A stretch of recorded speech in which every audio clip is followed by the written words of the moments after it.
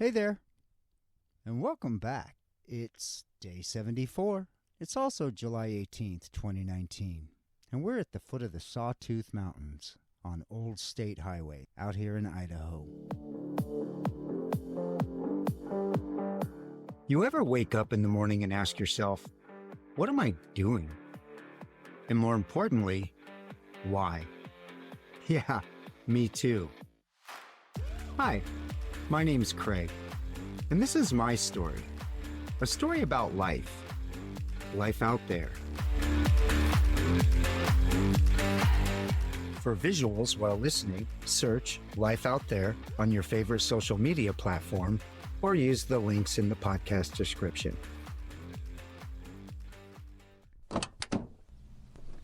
Sometimes Google Maps gets it very, very right. Even if it's completely by accident.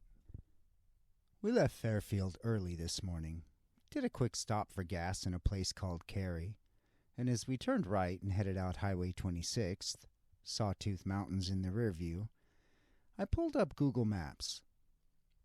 Destination, Cokeville, Wyoming.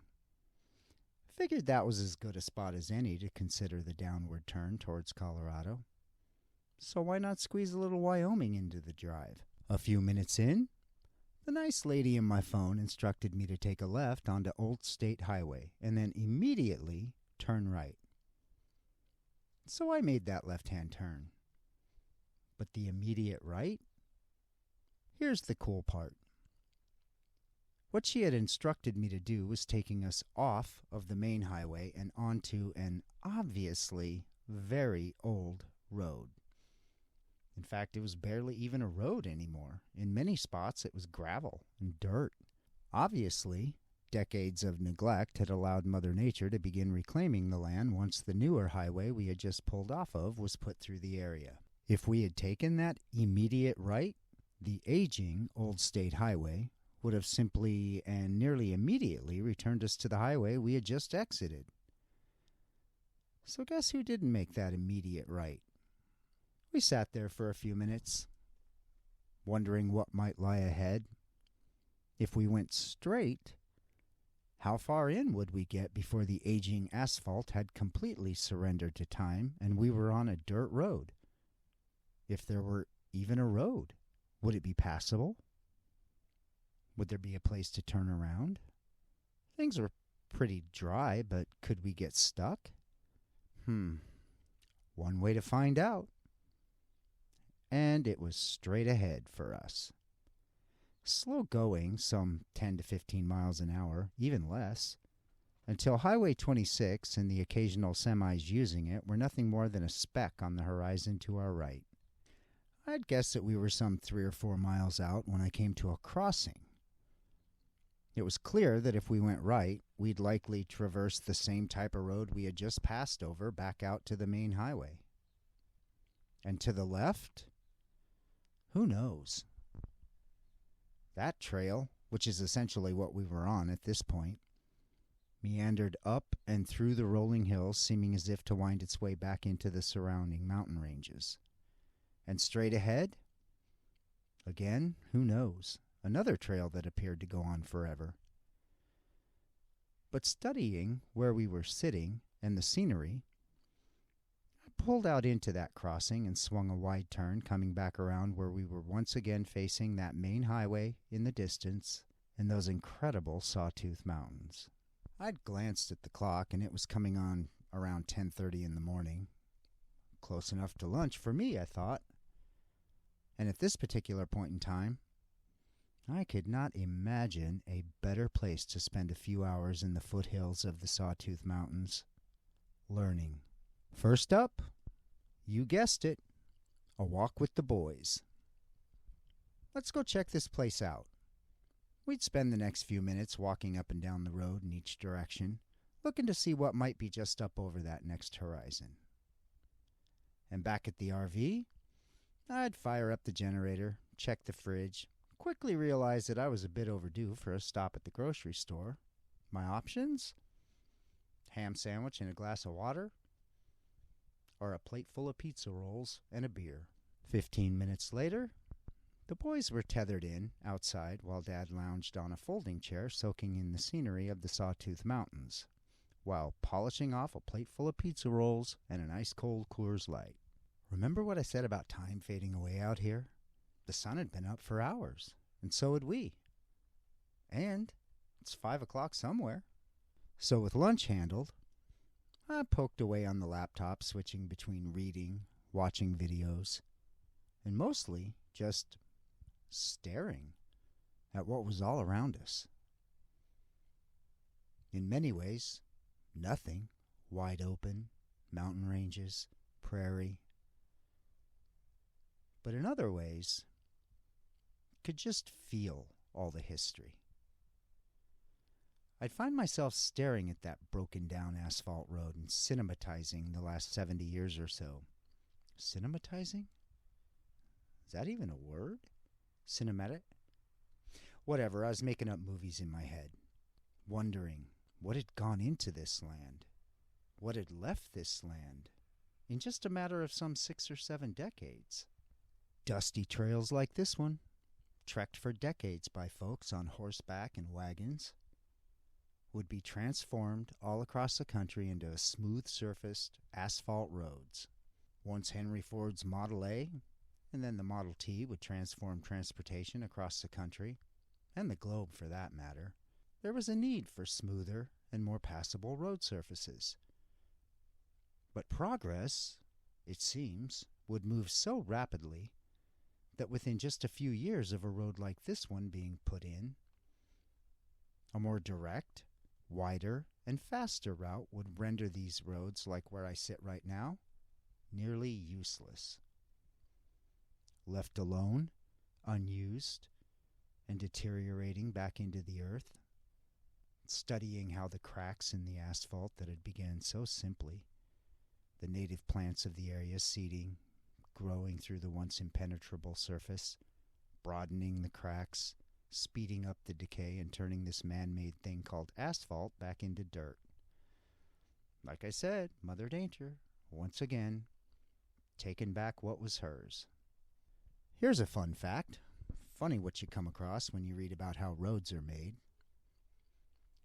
The first road constructed ever in history would be around 2600 to 2400 BC in Egypt, when folks had to figure out how they were going to move some bunch of 4,000-pound blocks of limestone from the quarry where they were being mined to the building site of the ancient pyramids of Egypt.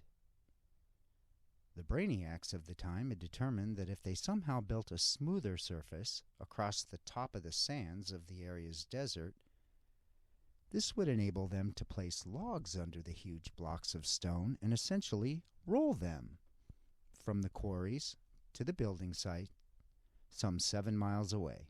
A combination of sandstone and limestone blocks, even wood, was used to accomplish this, and there you have it, one of the 7 wonders of the world and the first road ever constructed. So I'm having to think through that for a second. What that must have looked like, road construction some 4,000 years ago, compared to today.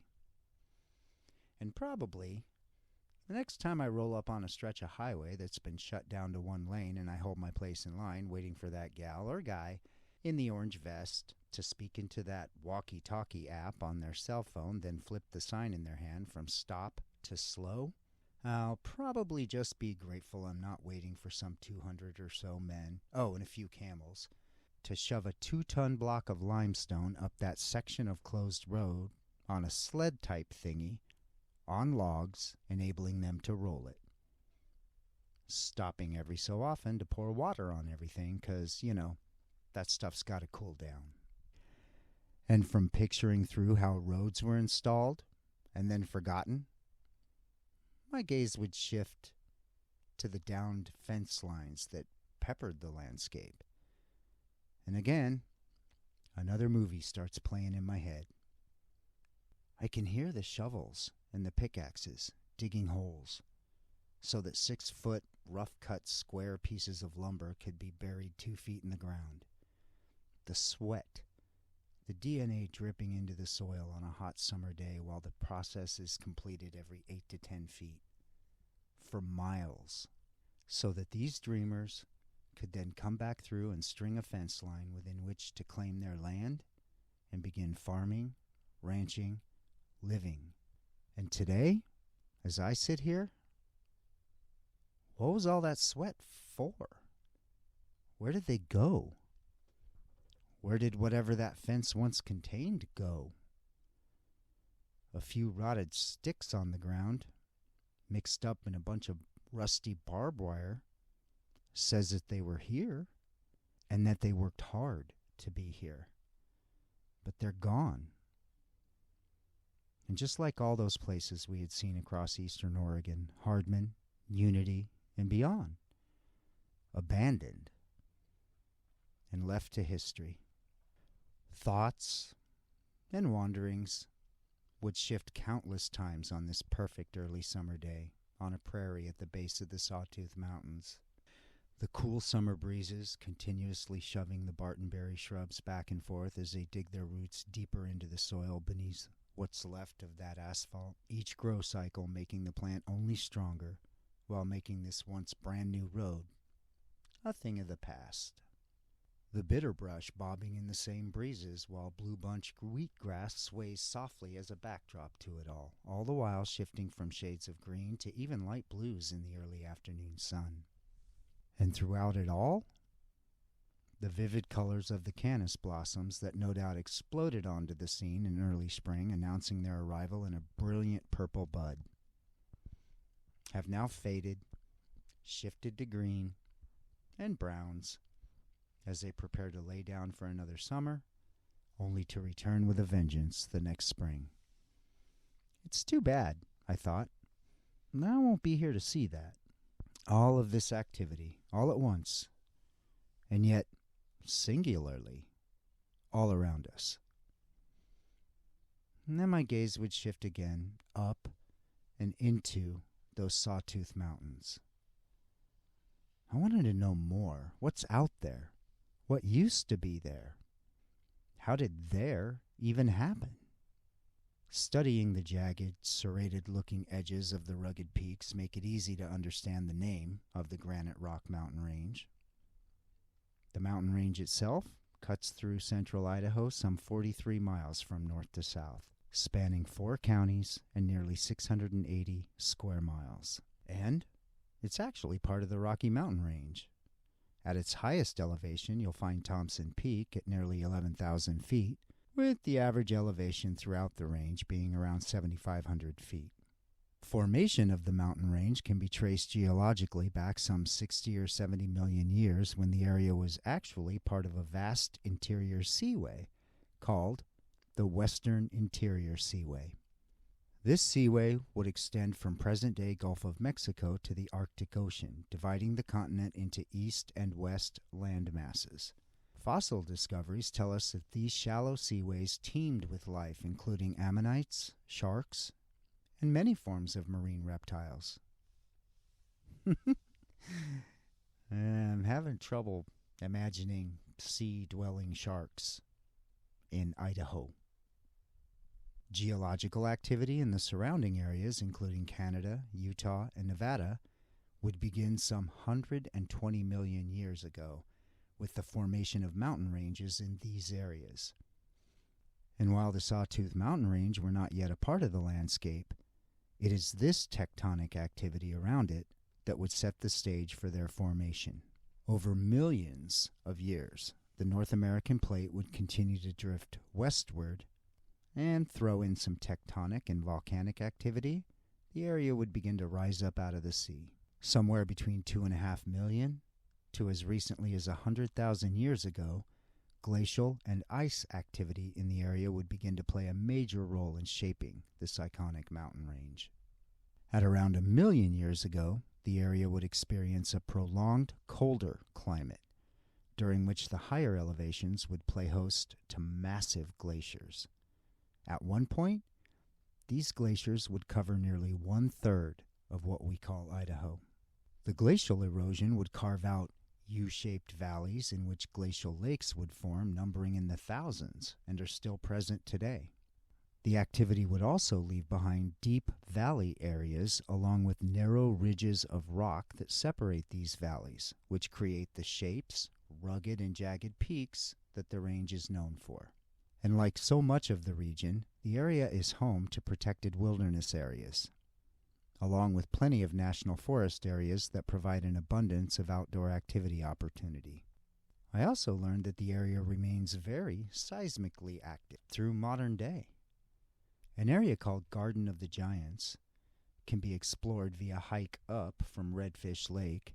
This area very graphically examples rock slide activity in the area, in which massive boulders are shaken loose during earthquake activity, relocating themselves in various spots down the jagged mountainsides. You can even see massive craters in the mountainsides where the boulders impacted the earth on their fall down from the cliffs above. Rock slide activity can also be the result of sections of granite hillside weakening during the extreme freeze and thaw cycles of the region to the point of failure. It's pretty awe-inspiring to think about how the forces of nature have worked for millions of years to create a literal work of art. And those forces are still at it today. National Geographic once said, in a YouTube video I think, life unfolds on a road trip. And you don't have to travel the world to find natural beauty. It's usually in your own backyard. And today, sitting here in the foothills of the Sawtooth National Forest in Idaho, I'm realizing that I'm in the middle of all this natural beauty. And it's in somebody's backyard. Whose? I don't know. Likely, countless have called this place their backyard over the decades, even centuries. But today, on July 17th, 2019, for about 5 hours, it's our backyard, and I'm loving my backyard right now. A few hours later, I started packing up, getting ready to trek back out to the highway, when a pickup truck rolled up Old State Highway. Trailer in tow, with 2 side-by-sides on it. This would be the only vehicle we saw the whole time we were here. They rolled by slowly. They smiled, they waved, but we were getting a pretty curious look. They didn't stop, but it was pretty clear that an RV sitting out here in the middle of nowhere is not something they saw every day. It was also pretty clear that they were headed out into the mountains for an afternoon of fun, exploring this incredible area on their side-by-sides. We made that slow trek back out to the highway, hung a left, continuing on. We wouldn't get very far when I saw a sign that read, Peaks to Craters Scenic Byway. Now we already know I'm a sucker for a scenic byway, but then I read, Craters of the Moon. Craters of the Moon? Huh. I wonder what we'll learn there. Turns out, this thing called life comes with a lot of rules. Maybe it's time to break a few. Because you can. No, seriously. You can.